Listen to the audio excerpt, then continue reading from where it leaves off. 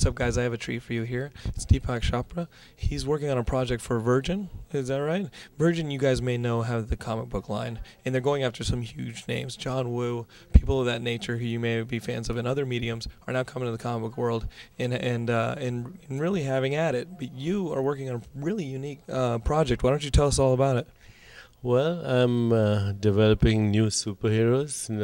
A character called Devi, who's a Wonder Woman, but also has attributes of the divine feminine.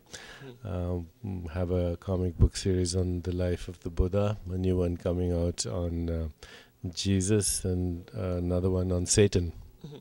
Now, we were talking to Grant about the digital project as well that he's working on, and really, I think that the thing is that you guys are taking, like you said, you can compare it to Western audiences who know Satan, they know Wonder Woman, but you're bringing this beyond the Western world because comic books are a real Western tradition, but you're sharing them with cultures that may not be big comic book buyers. Yeah, what we're doing is actually developing new cross-cultural superheroes because we're living in a global culture right now.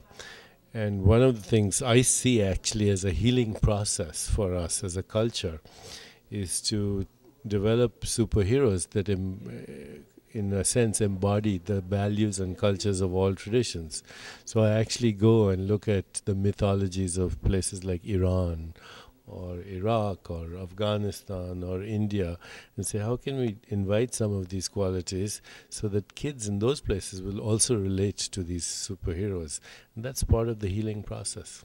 So it's an idea of uniting globally. I mean, as technology brings us together and we live in closer contact with each other, we're going to have some friction, but you want to heal all that by giving us the common unity of storytelling. Exactly, because storytelling is an art which has eternal themes, eternal motifs. You know, you have the good guys and you have the bad guys. You have the forces of darkness, you have the forces of evolution.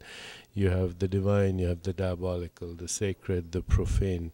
All mythologies, all stories everywhere have the same themes. Now, what you want to do is take the archetypal imagination of these different cultures and create a new hybrid story form, a new hybrid superhero that kids across the world can relate to, because we are seeing now the democratization, if you will, of entertainment, of storytelling.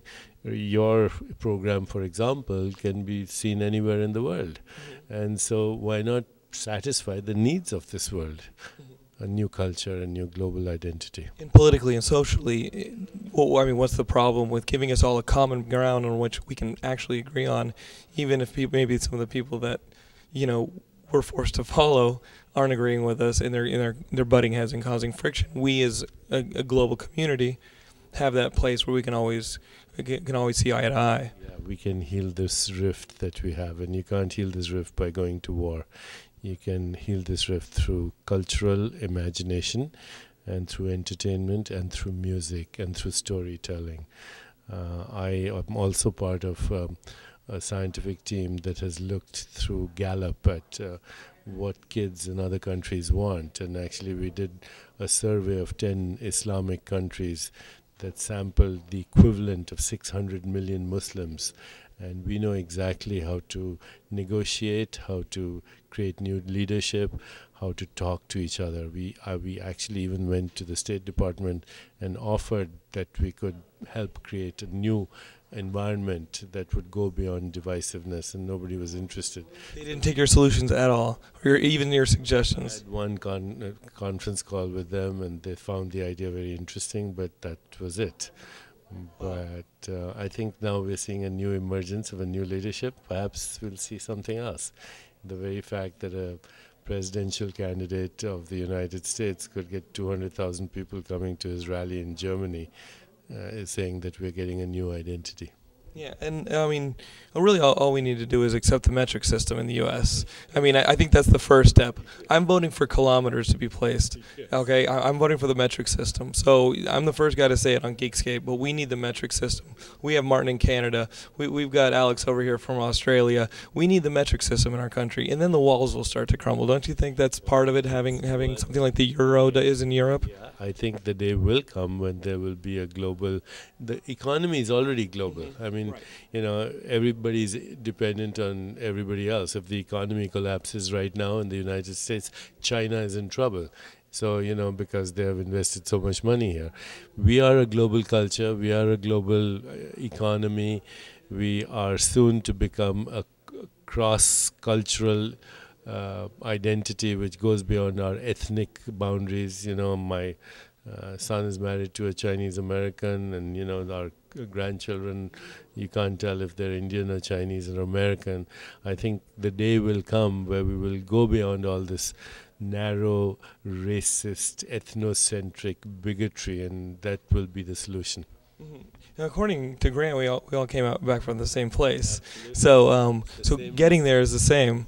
We are the same recycled stuff, and the universe recycles itself through us, and right now it's recycling in a very interesting way. And the stories recycle as well. I mean, you look at cultures; they all have a flood story.